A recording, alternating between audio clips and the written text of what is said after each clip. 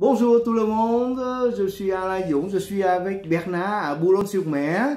Bernard, aujourd'hui médecin santé publique, va nous parler de ses 40 ans de médecin globe trotteur de l'Afrique, de l'Asie et du Pacifique. À toi jouer, Bernard. Oui.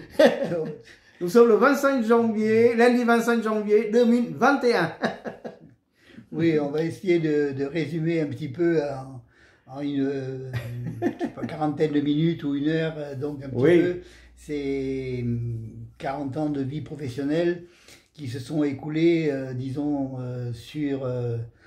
en Europe, en France, hein, puisqu'il y a aussi des années de travail en France, en Afrique, en Asie et puis dans le Pacifique. Voilà. Alors, si on veut prendre d'une façon chronologique, à la fin de mes études, moi j'ai terminé mes études en juin 2016, non, juin 1976, c'est l'année où j'ai été diplômé médecin, le 9 juin 1976, et quelques mois après, je suis parti comme médecin, avec d'ailleurs d'autres médecins, une centaine de médecins français, pour travailler dans, disons, le milieu rural en Algérie.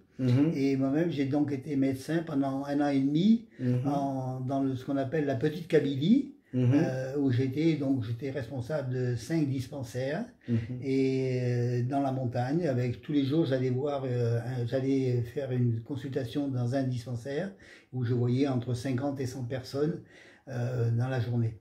Et en même temps, à l'époque, on s'occupait de la lutte contre la tuberculose, ce qui était un petit peu prémonitoire, puisqu'actuellement, à la fin de ma vie professionnelle, je suis totalement engagé dans ce domaine-là en France. Donc, 1 an et demi comme médecin en Algérie. Ensuite, petite expérience, je suis rentré, je me suis installé avec un ami, j'en ai déjà parlé l'autre fois, avec un ami, on s'est installé à Marseille avec disons, l'objectif de travailler, de connaître ce que c'est que la médecine de famille, la médecine oui, ce qu'on appelle la médecine de famille, et donc avec une façon de travailler qui était très intéressante, c'est-à-dire qu'on a travaillé en commun, 2 personnes ensemble, tout en commun, et avec l'objectif de s'arrêter au maximum au bout de 5 ans. En fin de compte, on a eu l'occasion de s'arrêter plus tôt, au bout de 3 ans. Mon collègue et associé et ami est parti travailler avec la coopération française en Guinée-Bissau, et donc du coup, j'ai pas voulu continuer tout seul, et je me suis arrêté aussi, au grand désespoir d'ailleurs de notre clientèle marseillaise, qui ne comprenait pas qu'on aille, disons, œuvrer dans les pays en développement au lieu de rester en France où il y avait effectivement besoin de médecins, et je le comprends très bien. Donc à ce moment-là, je suis parti pendant presque 1 an avec Médecins sans frontières. C'était en quelle année? Ça, c'était donc en 1981. Oui. Je suis parti donc comme médecin en 1981 avec Médecins sans frontières, comme responsable de mission au Soudan pour les réfugiés d'Érythrée, qui étaient les 70 000 à peu près réfugiés d'Érythrée qui étaient autour de la ville de Port-Soudan. Après cette expérience de Médecins sans frontières, cette expérience en Algérie, cette expérience de médecin de famille en France, j'ai décidé de reprendre des études, ce que j'ai fait pendant 2 ans, en 82 et disons moitié 83.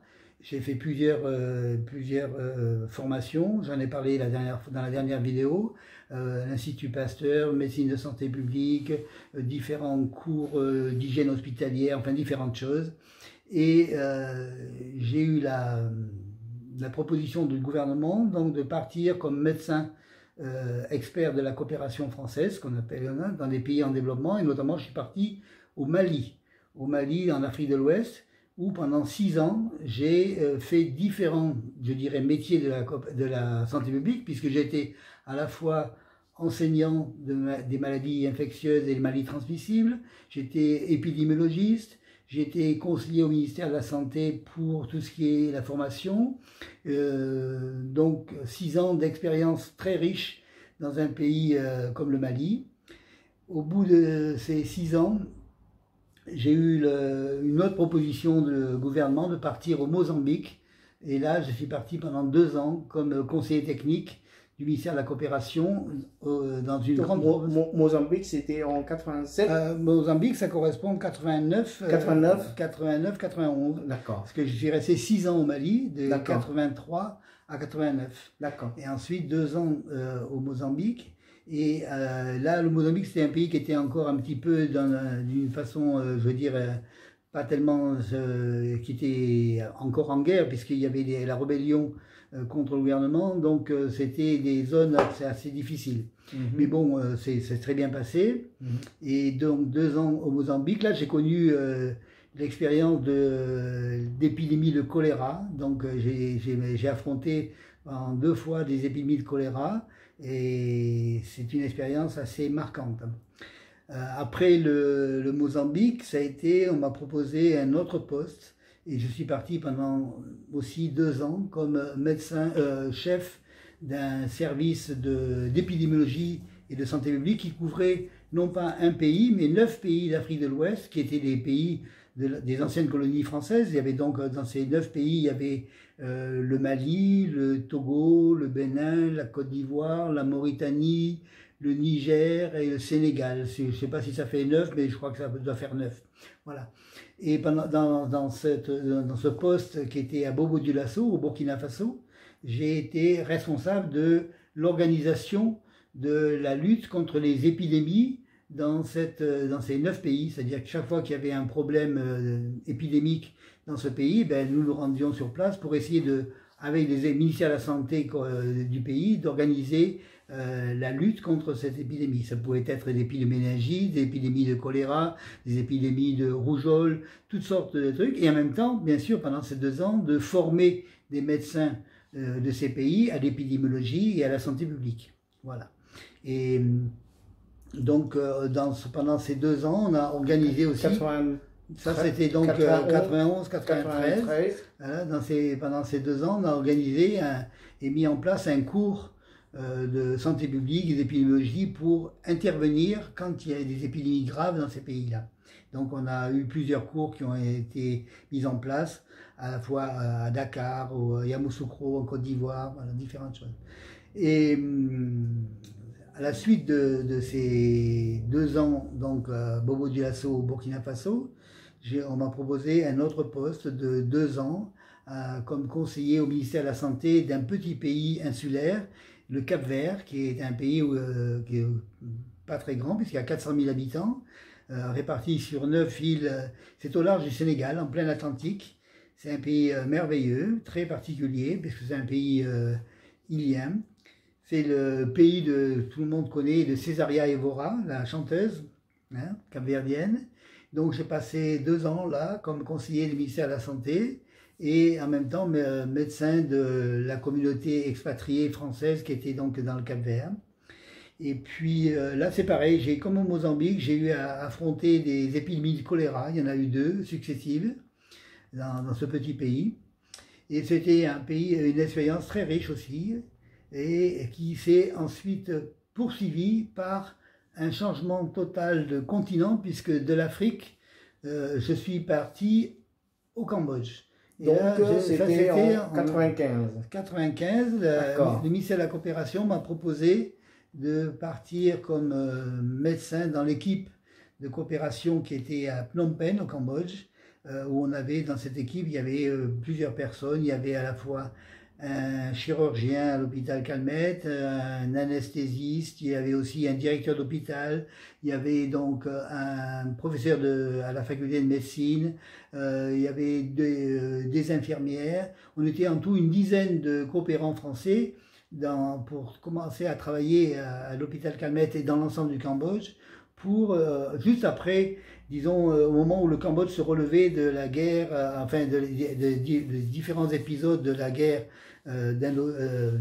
disons, contre la guerre qui s'était terminée en 75 par les Khmers rouges et l'invasion du Cambodge ensuite par les Vietnamiens qui ont éliminé les Khmers rouges. Voilà, donc c'était un pays qui était complètement exsangue et qui se relevait tout doucement de ces années pénibles. Il n'y avait pratiquement pas de médecins, pratiquement pas d'enseignants, tout le monde avait été éliminé par le régime de Pol Pot. Et donc, c'était une situation assez difficile. Moi-même, dans cette équipe, j'étais responsable de deux choses. J'étais là pour mettre en place un programme de lutte contre le sida, le VIH-sida et les maladies sexuellement transmissibles. Ça, c'était une de mes activités. Et l'autre, c'est de mettre en place un système de suivi de ce qu'on appelle les statistiques sanitaires du pays, et notamment au niveau de l'hôpital Calmette où était basée l'équipe de coopérants français. Donc j'ai participé pendant 6 ans dans ce travail au Cambodge avec les coopérants françaises, mais surtout ce qui est mon expérience au Cambodge a été la mise en place d'un système de dépistage du VIH-Sida. On a ouvert des centres de dépistage sur le même principe de ce qui a été fait en France. Ce sont les centres français. Non, ce sont des centres du gouvernement, mais du gouvernement français.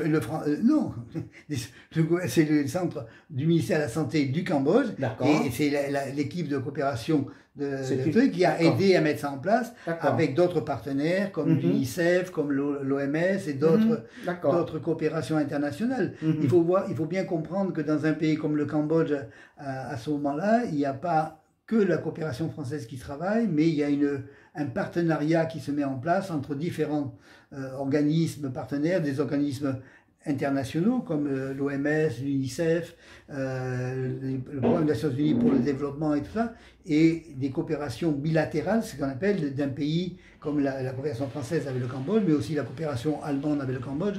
Donc c'est un patchwork de partenaires, et la difficulté quelquefois, c'est donc d'arriver à travailler tous ensemble avec le même but pour aider le gouvernement en place.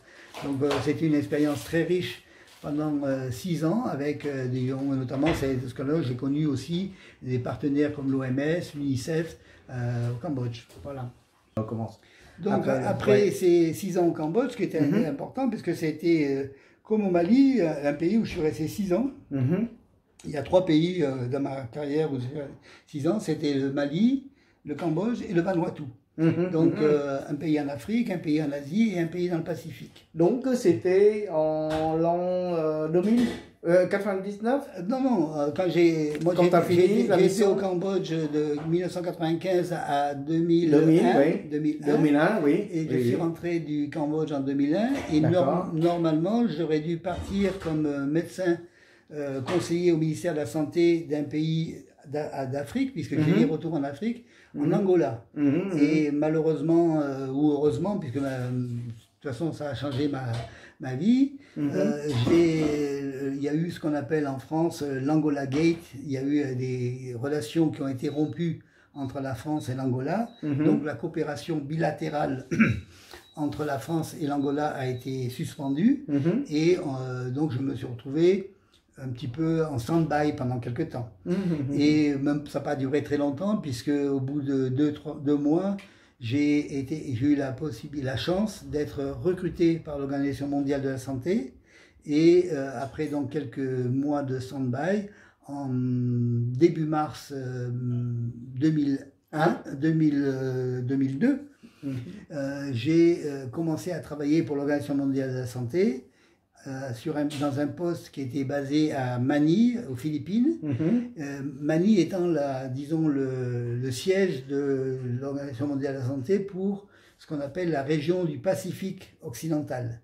Et cette région est la plus grande région OMS, puisqu'elle couvre 37 pays, dont des pays comme la Chine, qui est le plus grand pays du monde, la Chine, et puis tous les pays de ce qu'on a, Vietnam, Cambodge, Laos, Malaisie, Mongolie, tous les pays du Pacifique font partie de ces pays de la zone, donc de la région occidentale du Pacifique. Et donc dans ce poste, c'était un poste de conseiller technique, de conseiller régional du directeur de l'OMS. Donc toujours pareil, puisque c'était un peu la suite de mon expérience au Cambodge, pour le VIH-Sida et les maladies sexuellement transmissibles. C'est-à-dire que mon rôle, c'était d'animer une équipe au niveau du siège régional à Manille, pour mettre en place dans chacun des pays de la région, notamment les pays les plus touchés, comme la Chine, le Cambodge, le Vietnam, ça, une équipe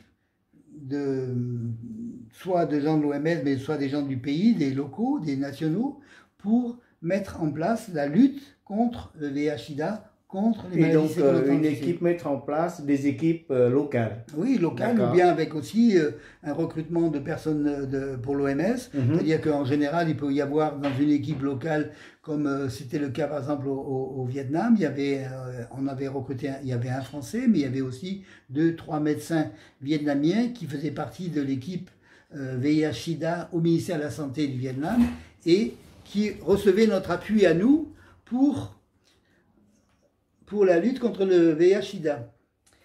On a fait la même chose, bien sûr, en Chine, on a eu la même chose en Mongolie, la même chose au Cambodge. Au Cambodge, on a mis une équipe importante, et puis aussi dans certains pays du Pacifique. Alors, au niveau de mon équipe, j'avais un médecin, comme s'appelle, japonais, qui était un médecin clinicien. Ça, c'est le bureau en Philippines. À Manille. Voilà. C'était l'équipe centrale à Manille, mais qui travaillait dans tous les pays de la région. Ça, donc j'avais un médecin japonais, Dr Fujita, j'avais une médecin qui s'appelle vietnamienne, Dr Thuy, qui était d'ailleurs qui avait fait l'Institut Pasteur de Chi Minh Ville. Il y avait aussi une technicienne de la santé de Malaisie.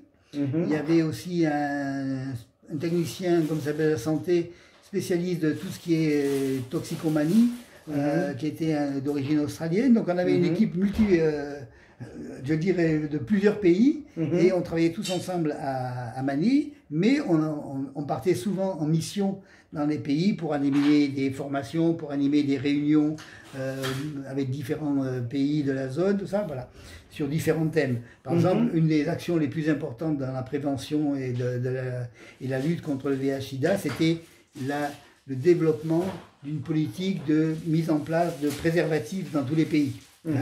Et ça, c'était très important. Aussi, la lutte contre les toxicomanies, donc contre l'usage de la drogue. Parce que le VIH/SIDA est une maladie qui peut se transmettre soit par voie sexuelle, soit par voie intraveineuse. Donc voilà, c'était donc un travail très ciblé dans certains domaines. Et notre rôle, ça a été, et mon rôle en particulier, ça a été, pendant ces 5 ans à Manille, de recruter du personnel, soit international, soit local, pour développer des équipes au niveau des pays. Moi, je n'ai pas en tête exactement, mais je me souviens bien, j'ai dû recruter à peu près une 30aine de personnes, et c'est un travail très très important, parce qu'il faut faire une description de poste précise, il faut faire publier ce poste, il faut étudier tous les candidats qui viennent, et dans certains postes, on peut avoir jusqu'à 1000, 2000 candidats.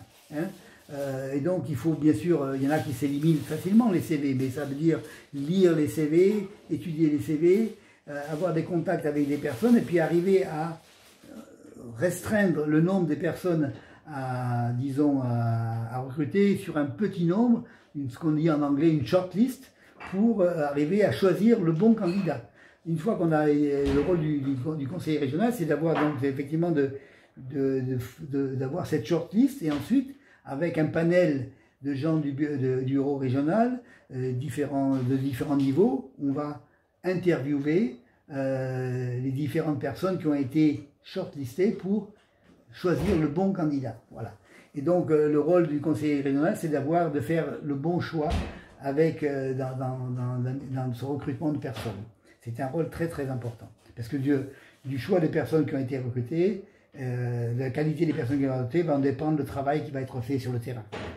Ce travail de superviseur de la région Pacifique, de l'Asie, ça a duré combien de temps, presque 5 ans presque 5 ans à Manille. Donc 2001 2002 jusqu'à fin 2006. D'accord, donc 2007. D'accord. Non, fin 2002 jusqu'à décembre 2006, ça fait presque 5 ans. Et ensuite, à la suite de quoi, l'OMS m'a proposé de partir dans un petit pays du Pacifique Sud, au Vanuatu, comme représentant de l'Organisation mondiale de la santé. Donc là, je quittais ce rôle spécifique de conseiller pour le VIH/SIDA pour devenir, dans un pays comme le Vanuatu, un petit peu le conseiller de l'OMS auprès du ministère de la Santé du pays. Et là, nous sommes le ministère de la Santé du Vanuatu. Du Vanuatu que moi je vois pas très bien ce que c'est comme pays en 2 mots. En 2 mots, le Vanuatu c'est un pays où il y a à peu près 80 îles qui sont réparties sur à peu près 1000 km du nord au sud, qui se trouvent entre à peu près, disons, globalement à 4 heures de vol de Sydney, à 1 heure de vol de Nouméa en Nouvelle-Calédonie française, et puis à 1 heure de vol de Fidji. Il se trouve au milieu de ce triangle. D'accord. Voilà. Et pour les gens qui connaissent un petit peu l'histoire, c'est ce qu'on appelait avant les Nouvelles Hébrides. C'était un pays qui était à la fois, comme ça s'appelle, colonisé par les Anglais et les Français. D'accord. Voilà. Et donc, c'est un pays qui est assez original parce que, par exemple, la langue officielle au Vanuatu, il n'y en a pas une seule, mais il y en a 3. Il y a le français, l'anglais et le Bishnama, qui est une langue locale qui fédère un petit peu tous les différents langages de toutes les îles parce que chaque île a sa propre langue. Hein. Donc, c'est assez compliqué. Donc, Vanuatu est composé de plusieurs îles. Oui, il y a 80 îles à peu près qui vont du nord au sud. Et sur à peu près 1000 km de long, hein, sont pas groupées, elles sont éparpillées. Il y a une population de combien? Au Vanuatu, il y a à peu près maintenant, on approche les 300 000 habitants. Voilà. Ouais, alors répartis sur 90. C'est la difficulté d'apporter, notamment dans le système éducatif et dans le système de santé, c'est d'apporter à tous les habitants qui sont répartis sur l'ensemble de ces îles, à la fois la santé, l'éducation, et donc c'est pas facile. Parce que bon, des fois vous avez des pays insulaires dans lesquels il y a une grosse île où il y a la majorité de la population, et puis à côté de ça, il y a les petites îles, rien du tout. Là, il y a de la population partout, et donc il faut porter de l'éducation, la santé partout. Et c'est des îles qui sont au niveau géographique pas facile, parce que bon, il y a beaucoup d'îles volcaniques. Et donc, il y a notamment, pendant ma période au Vanuatu, il y a eu des éruptions volcaniques dans certaines îles. Il a fallu, non pas le ministère, enfin le gouvernement de Vanuatu a dû évacuer certaines populations qui ne pouvaient plus vivre sur place à cause de l'éruption du volcan. Donc là, c'est pareil, c'est une coopération, un partenariat entre l'OMS, l'UNICEF et différents autres partenaires pour aider le gouvernement à faire ce travail-là. Voilà. Il y a donc la surveillance de tous les dans ce travail, par exemple au Vanuatu, il y a en plus de la santé, il y a la surveillance de tous les phénomènes météorologiques et climatiques qui peuvent aboutir à il y a des cyclones, il y a des éruptions volcaniques, il y a des tsunamis. Tout ça, c'est donc un petit peu différent de la santé purement humaine. Et là, ça a duré combien de temps? Eh ben, ça a duré de fin décembre 2006 à fin mai 2012, presque 6 ans, voilà. D'accord. C'est encore après avoir quitté 5 ans de Philippines. Voilà. Mais toujours pour l'OMS. D'accord, toujours pour l'OMS. Donc 6 ans, ça fait... On a quitté le Vanuatu en mai 2012. En mai 2012. Fin mai 2012. Il y a 8 ans. Ouais, il y a 8 ans. Et donc là, parce que l'Organisation mondiale de la santé, on est atteint par l'âge de la retraite à 62 ans. Donc moi, en mai 2012, j'avais 62 ans, donc j'ai été obligé de prendre ma retraite de l'Organisation mondiale de la santé. Voilà. Et donc, à partir de là, il y a eu une nouvelle étape professionnelle. C'est donc rentrer en France. Il y avait 2 options, soit s'arrêter de travailler et jouir de la petite retraite de l'Organisation mondiale de la santé, ou continuer à travailler. C'est ce que j'ai fait, et donc j'ai eu l'opportunité d'avoir une proposition intéressante par le département du Pas-de-Calais, et on a commencé à travailler avec les départements du Pas-de-Calais en juin 2013. Et depuis cette date, depuis début 1er juillet 2013, je suis encore en activité dans le Pas-de-Calais, plus sous la même forme. J'ai commencé à travailler à temps complet. Maintenant, je travaille comme médecin vacataire, je dirais à mi-temps, et est toujours en charge de la lutte contre la tuberculose. Et du fait d'une certaine liberté de temps, dû à mon activité à temps partiel, comme on a expliqué dans la vidéo précédente, j'ai temporairement accepté de participer à la campagne de vaccination contre le Covid-19. Voilà. Donc, 8 ans dans le Pas-de-Calais, avec une activité de médecine sociale pour 50% de mon temps au début, qui consistait à valider, à m'occuper de valider, oui, tous les dossiers concernant l'aide aux personnes âgées à domicile et l'aide aux personnes handicapées à domicile pour 50% de mon temps, et organiser et disons m'occuper de la lutte contre la tuberculose dans le Pas-de-Calais, parce que comme on a expliqué dans une vidéo précédente, la tuberculose est une maladie qui est devenue rare en France, mais qui existe toujours, et on est dans une phase où il faut continuer à prendre en charge les derniers cas de tuberculose, avec des enquêtes précises et vraiment sérieuses pour dépister tous les gens qui ont pu être contaminés, qui auraient pu être contaminés, et leur proposer un traitement. C'est à cette condition-là qu'on arrivera un jour à éliminer complètement la tuberculose. Voilà. Et donc, actuellement, je continue, un peu de tuberculose et la vaccination Covid pour 3 après-midi par semaine. Donc Bernard, vous voyez, c'est vraiment un parcours que j'ai qualifié volontiers globe-trotteur. Pendant 40 ans, il a fait quelques continents, oui, un petit peu en France pour démarrer, et ensuite l'Afrique pendant 20 ans, quasiment, contre la choléra et autres. Si on fait le cumulé à l'Afrique entre l'Algérie et tout ça, ça fait une vingtaine d'années. Une vingtaine d'années, quand même, pour une dizaine de pays, en Afrique à peu près, mais essentiellement contre les choléra. Non.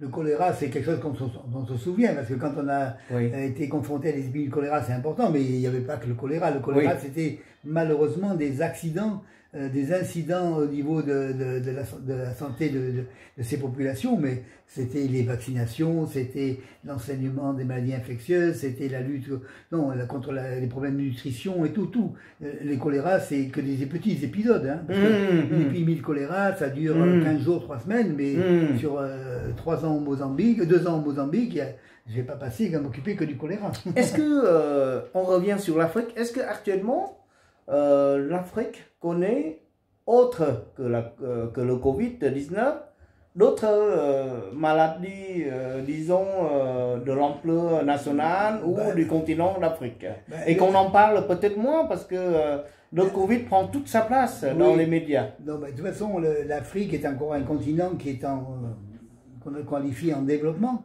Donc il y a des pays où, disons, qui commencent à émerger sérieusement, mais globalement, ce sont des pays qui sont encore, qu'on peut qualifier de pays pauvres, avec des problèmes structurels, des problèmes de développement encore très importants. Et donc les problèmes de santé publique sont des problèmes importants. Mais si on peut faire actuellement, les pays d'Afrique commencent à connaître les mêmes problèmes de santé publique que nos pays, disons, avancés, que ce soit européens ou américains. Et donc en Afrique aussi, il y a pour une certaine proportion de la population des problèmes d'obésité, des problèmes de diabète. Donc toutes ces maladies qui sont qualifiées de maladies des pays développés, elles commencent aussi à être très importantes dans une large part de la population en Afrique. Donc si vous voulez, dans les pays européens, mis à part cette histoire de Covid, on n'a pas de maladies infectieuses permanentes, d'épidémies. Là, c'est un peu particulier ce qu'on vit depuis 1 an. Mais par contre, on a en permanence des problèmes et qui se développent toujours d'obésité, des maladies cardiovasculaires, les cancers, tous ces trucs-là. Et la proportion des maladies infectieuses est faible par rapport à ces maladies-là. En Afrique, traditionnellement, jusqu'à ces ces années, on avait la grosse proportion des problèmes de santé publique, c'était des maladies infectieuses. Donc des maladies comme la rougeole, comme les pneumonies, tout ça. Maintenant, on a aussi en Afrique, comme en Asie, comme en Océanie, une large proportion de la population qui sont atteintes par des maladies, je dirais, de pays développés. Donc c'est les cancers, les maladies cardiovasculaires, l'obésité, l'hypertension, le diabète et tout ça. Voilà. Donc disons le paysage de la santé publique est en train d'évoluer, et d'un autre côté, c'est aussi un signe de développement, parce que quand on devient obèse, c'est qu'on a une nutrition qui est différente de celle traditionnelle. Oui, mais alors ça veut dire que le continent d'Afrique, hein, pas un pays particulier, a beaucoup plus de problèmes que dans le passé, avec le Covid.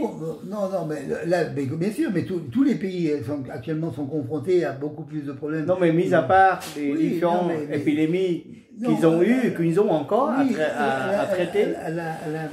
Il y a peut-être aussi quelque chose qui explique qu'il y a pour l'instant moins de mortalité, c'est que la population africaine, comme pas asiatique, parce que les pays asiatiques sont une population qui est assez âgée, mais en Afrique, la population est jeune. Et quand on sait que, par exemple, le Covid était une maladie qui touche et qui produit une mortalité importante chez les personnes âgées, c'est peut-être ce qui explique qu'on a une mortalité qui est moins importante en Afrique. Donc, ils sont un peu épargnés, mais bon, cela dit, c'est que ça reste quand même, rappelons-nous, une épidémie, c'est une crise sanitaire mondiale. Oui, ce Covid. Une épidémie, c'est quand ça se passe dans un pays et que c'est assez restreint. Là, on est quand même, il n'y a pas de, c'est clair, c'est une pandémie, c'est-à-dire que tous les pays du monde sont touchés. Même les pays qui n'étaient pas touchés, ils ont au moins eu un cas parce qu'il y a quelqu'un qui est allé. Donc même le Vanuatu, le petit Vanuatu, il a eu, pour l'instant il s'est circonscrit à un seul cas. Ils ont un ou deux cas, ce sont des touristes australiens qui sont venus, mais je veux dire, tous les pays du monde ont été touchés ou presque. Il y a très peu de pays qui n'ont pas été touchés. Donc, après avoir passé une vingtaine d'années, quelques années en France, puis l'Afrique, Bernard est allé au Cambodge et Philippines pendant 12 ans à peu près. Hein, c'est ça? Non, au Cambodge 6 ans et après 12 ans Philippines et Vanuatu. Ça fait presque 18 ans. Oui. Donc, quelques 2 ou 3, oui, 5 ans. 5 ans en France, 15 ans en Afrique. Oui, 8 ans en Asie. Et maintenant 8 ans. 8 ans revenu à la source. Dans le Pas-de-Calais. Donc ça fait quoi? Ça fait. Si. Tu es en train de dépasser la durée légale de travail là. Oui. Non, mais en juin 2021, ça fera 45 ans. De travail comme médecin. Sachant que les médecins commencent à travailler très tard. Hein? Oui, mais moi je pourrais dire même plus parce que j'ai commencé à travailler très tôt parce que pendant mes études médicales, j'ai travaillé pendant 5 ans, pratiquement si je me souviens bien, de février 71 à septembre 76 comme infirmier de nuit dans un hôpital à Marseille, à temps complet. Donc, quand tu étais étudiant en école de médecine. Voilà, donc ça fait, si en juin 2021, ça fera 50 ans. C'est formidable, Bernard. Quelle expérience humaine. Parce que pour un Français ou pour tout le monde, une fois sorti, une fois le diplôme en poche, on commence à travailler, gagner l'argent et puis essayer d'avoir une vie tranquille, hein, etc. Voilà. Mais toi... non, mais la vie, ça fait au jour le jour, en fonction mais je pense que tu as une vie tranquille, tout simplement. Mais c'est dans ta façon de vivre qui est... Oui, non, il faut pas... le monde est chez toi. Je suis ni un héros, ni quoi que ce soit. Je suis quelqu'un qui a eu la possibilité, je dirais plutôt la chance, de travailler. Qui essaye de réaliser son rêve ou non? Est-ce que ça faisait partie de l'un de tes rêves ou non? Ou c'est venu comme ça? Oui, là c'est quelque chose de, disons, important à comprendre, c'est qu'effectivement, il y a des gens, que ce soit dans la médecine, que ce soit dans n'importe quel métier, qui ont ce qu'on appelle un plan de carrière. C'est-à-dire qu'ils ont un objectif, ils se disent que à 40 ans, il faut qu'ils aient fait ça, qu'à 50 ans, il faut qu'ils aient fait ça, à 60 ans, il faut qu'ils aient été chefs de service, ou des comme ça. C'est ça. Personnellement, je n'ai jamais eu de plan de carrière. J'ai choisi très tôt d'être médecin, puisque j'ai choisi à l'âge de 15 ans et j'ai confirmé après, je rentrais en faculté de médecine à Marseille à l'âge de 17 ans, mais j'avais choisi d'être médecin à l'âge de 15 ans. Mais je n'ai pas eu un plan de carrière. Je ne me suis pas dit, je vais faire ça, et puis ça, puis après. Non, les choses se sont enchaînées les unes après les autres. Et tu as pris l'occasion qui est arrivée. À chaque fois, ça a été un nouveau départ, une nouvelle vie. Et avec aussi, pendant toute cette période-là, la vie familiale différente et tout. Depuis 21 ans, moi, je suis marié avec Dieu Tiang Madeleine, et c'est pour moi, tout est aussi, c'est enclenché d'une façon tout à fait, je dirais, sans un choix particulier. Ces choses se sont enclenchées les unes après les autres, et il n'y a pas eu de regret ni d'amertume dans les différentes périodes de ma vie par rapport aux précédentes ou par rapport à ce que j'aurais pu faire. Ça s'est enclenché comme ça. Voilà. Ça veut dire tout simplement, je pense, que le fait de revenir en France, ça te manque pas non plus le voyage. Oui. Tu prends la vie telle qu'elle est. Il faut être clair. Je n'ai jamais été un nostalgique dans le monde actuel.